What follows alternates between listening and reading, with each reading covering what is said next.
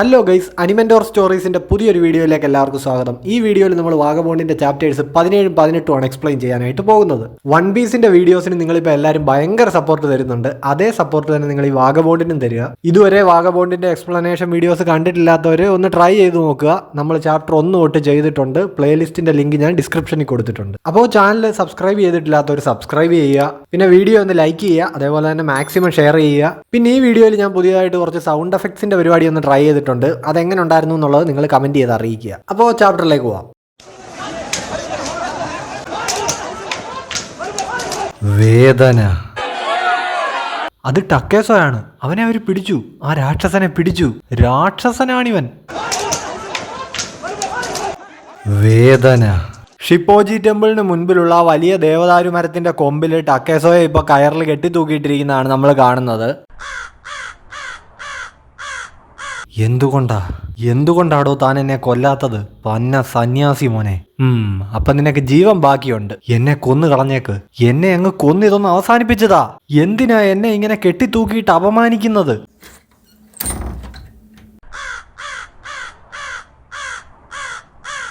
കൊല്ലുക അല്ലെങ്കിൽ കൊല്ലപ്പെടുക, ഈ 2 വഴികളെ എനിക്ക് മുൻപിലുള്ളൂ. ഒരുപാട് ആളുകളെ വെട്ടി താഴെയിട്ട് ഒരു പോരാട്ടക്കളത്തിൽ വെച്ചുള്ള അന്തസ്സായ മരണം, അതായിരുന്നു എനിക്ക് വേണ്ടത്. അതാണ് ഞാൻ ചെയ്തതിൻ്റെയൊക്കെ ഫലം അനുഭവിക്കാൻ ഞാൻ എപ്പോഴും തയ്യാറാണ്. എന്നെ ഈ നിമിഷം കൊന്നു കളഞ്ഞേക്ക്.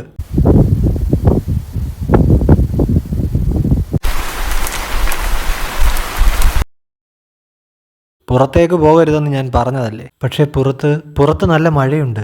ഒത്സു, ടക്കേസോയെ ആ മരത്തിന് മുകളിൽ കെട്ടിത്തൂക്കിയിട്ടിരിക്കുന്നത് കണ്ടാൽ നിനക്കവനെ പോയി അഴിച്ചുവിടണം എന്നൊരു തോന്നലുണ്ടാകില്ലേ? അതുകൊണ്ടാണ് പുറത്തു പോകണ്ടെന്ന് പറഞ്ഞത്. ടക്കേസോ, ഞാനെന്തോ അവനെ ചതിച്ച് കുടുക്കയിൽ വീഴ്ത്തിയ കണക്കാണ് എനിക്ക് തോന്നുന്നത്. ടക്കേസോ ഒരിക്കലും നിന്നെപ്പറ്റി അങ്ങനെ ചിന്തിക്കില്ല. എന്തൊരു നല്ല കാഴ്ച! നീ ഒറ്റ ഒരുത്തം കാരണമാണ് ഞങ്ങൾ ഹോനിതൻ കുടുംബത്തിന് ഞങ്ങളുടെ അനന്തരാവകാശിയെ നഷ്ടമായത്. എന്നിട്ട് നീയാണെങ്കിൽ അവനേതോ പെണ്ണിനൊപ്പം എങ്ങോട്ടേക്കോ പോയി എന്നുള്ള കള്ളക്കഥയുമായി വന്നിരിക്കുന്നു.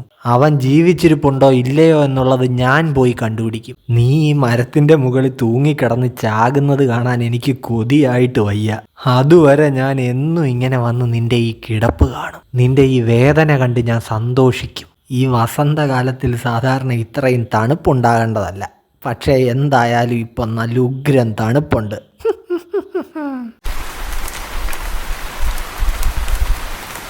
അടുത്ത ദിവസം ഒസുഗി ടക്കേസോയെ കാണാനായിട്ട് വരുന്നുണ്ട്. നീ ഇതുവരെ ചത്തില്ലേ? ഇതെന്താ ഈ മുകളിൽ നിന്ന് വീഴുന്നേ? ഇപ്പൊ നോക്കിയാ ടക്കേസോ മൂത്രം ഒഴിച്ച് തള്ളയുടെ മുഖത്തേക്ക് കൊടുക്കുന്നുണ്ട്. വളരെ ഡിസർവിങ് ആയിരുന്നെന്ന് തന്നെ പറയണം. നീ ഇപ്പൊ ചത്ത് കാണുമെന്നാ ഞാൻ കരുതിയേ. ഇത്രയും പിടിവാശി പിടിച്ചൊരു നാറി എന്നും പറഞ്ഞ് ഒസുഗി അവനെ ഒരു കല്ലെടുത്ത് എറിയുന്നുണ്ട്. എടോ കോപ്പിലെ സന്യാസി, ടെമ്പിളിനുള്ളിൽ നിന്നൊന്ന് ഇറങ്ങി വന്ന് എൻ്റെ ഈ ജീവനൊന്ന് അവസാനിപ്പിച്ചതാ.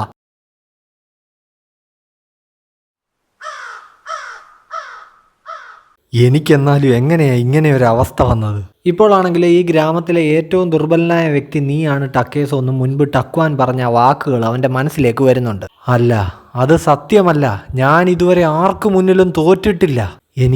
എനിക്ക് കൂടുതൽ ശക്തിശാലിയാകണമെന്നായിരുന്നു ആഗ്രഹം. ഇപ്പോൾ ടക്കേസോയുടെ ഒരു ഫ്ലാഷ് ബാക്ക് ആണ് കാണിക്കുന്നത്. ഇപ്പോൾ ഫ്ലാഷ് ബാക്ക് നോക്കുകയാണെങ്കിൽ അവൾ ഇനി നിന്റെ അമ്മയല്ല എന്ന് ടക്കേസോയോട് അവൻ്റെ അച്ഛൻ പറയുന്നുണ്ട്. ഇപ്പോൾ കൊച്ചു പയ്യനായിട്ടുള്ള ടക്കേസോ എങ്ങോട്ടേക്കോ നടന്നു പോയിക്കൊണ്ടിരിക്കുകയാണ്. മുന്നിൽ കണ്ട ഒരു നാട്ടുകാരനോട് അവൻ എങ്ങോട്ടേക്കോ പോകാനുള്ള വഴി ചോദിക്കുന്നുണ്ട്. അയാൾ അവന് സ്ഥലം പറഞ്ഞു കൊടുക്കുന്നു. അപ്പോൾ അയാൾ ചൂണ്ടിക്കാണിച്ച ആ സ്ഥലത്തേക്ക് ടക്കേസോ നടന്നുകൊണ്ടിരിക്കുകയാണ്. എനിക്ക് എൻ്റെ അമ്മയെ ഒന്ന് കണ്ട് ഞാൻ ഇത്രയും വലിയൊരു കുട്ടിയായി എന്ന് അവരോടൊന്ന് പറയണമായിരുന്നു. ഇപ്പോൾ ടക്കേസോയുടെ മുന്നിൽ അവൻ്റെ അമ്മ നിൽക്കുന്നത് നമുക്ക് കാണാം. അപ്പോൾ ഇവന്റെ അച്ഛനുമായിട്ട് പിരിഞ്ഞ് വേറെ ആരുടെയോ ഒപ്പമാണ് താമസിക്കുന്നത്. അവർക്കിപ്പോൾ ഒരു കുഞ്ഞുമുണ്ട്. ഇപ്പോൾ അവന്റെ അമ്മയാണെങ്കിൽ അവനോട് പറയുന്നുണ്ട്, ടക്കേസോ, നീ ഇങ്ങോട്ടേക്ക് വരാൻ പാടില്ലായിരുന്നു. നീ തിരിച്ച് വീട്ടിലേക്ക് പോകണം. നിന്റെ അച്ഛൻ്റെ അടുത്തേക്ക് പോകണം. ഇത്രയും പറഞ്ഞിട്ട് അവർ ആ കുഞ്ഞിനെയും കൊണ്ട് വീട്ടിനകത്തേക്ക് കയറി പോവുകയാണ്. എനിക്ക് കരുത്തനായേ പറ്റൂ.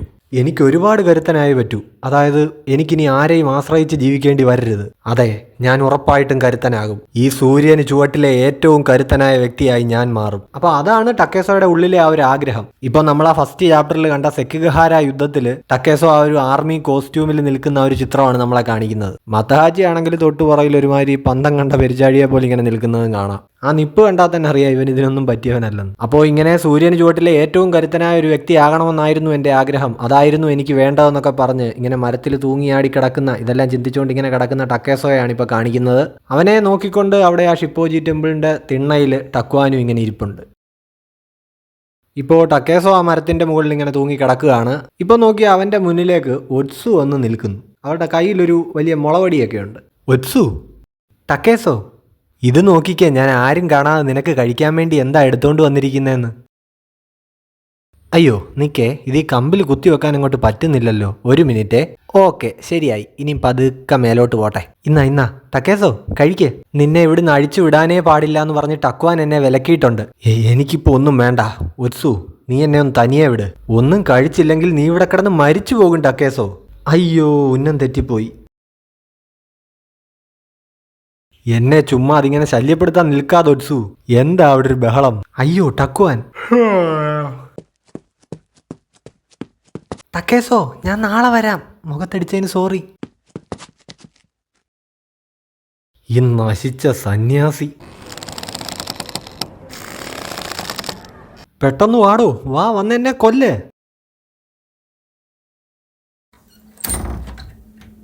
എന്നെ ഒന്ന് കൊന്നിട്ട് പോ. നീ ഇതുവരെ ചത്തില്ലേ? നീ ഒരു പിടിവാശിക്കാരൻ തന്നെ. ഒത്സു, ഒത്സു, എവിടെ എൻ്റെ മരുമോൾ എവിടെ? ഒത്സു, നീ ഇതെന്തൊക്കെയായി പറയുന്നേ? ഞാൻ പറഞ്ഞത് അനുസരിക്കില്ലെന്ന് പറയാൻ നിനക്ക് എങ്ങനെ ധൈര്യം വന്നു? ഞാൻ ദേ നിന്നോട് വീണ്ടും പറയുകയാണ്, മതി ഈ ഷിപ്പോജി ടെമ്പിളിലെ താമസമൊക്കെ. വന്നു മര്യാദയ്ക്ക് ഞങ്ങളുടെ ഹോനിതൻ കുടുംബത്തിൽ എൻ്റെ മരുമകളായിട്ട് താമസിക്കാൻ നോക്ക്. ഞാൻ നിനക്ക് വലിയൊരു സഹായമാണ് ചെയ്യുന്നത്, അത് നിനക്ക് മനസ്സിലാക്കാൻ മേലേ? നിങ്ങളുടെ മരുമകളായിട്ട് വരാനോ? അതിനിപ്പോൾ ഇവിടെ ആരെ കല്യാണം കഴിക്കാനാ? മതഹാജി അതിന് ഇവിടെങ്ങും ഇല്ലല്ലോ. താനൊന്ന് വായടയ്ക്കുന്നുണ്ടോ? മതഹാജിയൊക്കെ തിരിച്ചു വരും. ഒത്സു, എൻ്റെ നല്ല മനസ്സൊന്നുകൊണ്ട് മാത്രമാ ആരോ ഉപേക്ഷിച്ചിട്ട് പോയ നിന്നെ ഞാൻ ഇത്രയും നാൾ നോക്കിയത്.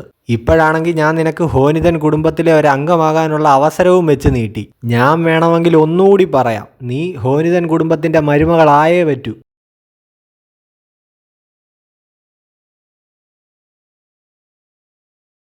എനിക്ക് നിങ്ങൾ ഈ പറഞ്ഞ കാര്യം അനുസരിക്കാനാവില്ല, ക്ഷമിക്കണം. എന്താ നീ പറഞ്ഞത്? നിങ്ങൾ എന്നോട് കാണിച്ച ഔദാര്യം ഞാൻ ഒരു കാലത്തും മറക്കില്ല. എന്നെ വളരെ നന്നായി തന്നെയാണ് നിങ്ങൾ നോക്കിയത്. ഹോനിതൻ കുടുംബത്തിന്റെ അംഗമാകണമെന്ന് എനിക്ക് ഒരുപാട് ആഗ്രഹമുണ്ടായിരുന്നു, അത് ശരിയാണ്. പക്ഷേ ഇനി എന്നെ കൊണ്ട് അതിന് കഴിയില്ല. എനിക്ക് മതഹാജിയോട് വെറുപ്പാണ്. അവൻ എന്നെ ചതിച്ചു. അതുകൊണ്ട് എനിക്ക് അവൻ്റെ കുടുംബത്തിന്റെ ഭാഗമാകാൻ കഴിയില്ല. നീ എടുത്തത് വളരെ നല്ല തീരുമാനമാണ് ഒത്സു. ഇപ്പൊ നോക്കിയാൽ ഇതെല്ലാം കേട്ട് കലിപ്പായ ഒസുഗി ഒത്സുവിനെ ആ കയ്യിൽ നിന്ന് വടി വെച്ച് തല്ലുകയാണ്. ചതിയനോ? ആരാടി ചതിയൻ? വീടും കൂടിയില്ലാതെ തെണ്ടി തിരിഞ്ഞ് നടക്കുന്നവർക്ക് ഇത്രയും ധൈര്യമോ? മതി, ഇനി അവളെ തല്ലരുത്. നീ ഇതിനെ അനുഭവിക്കുവോടി ഒത്സു.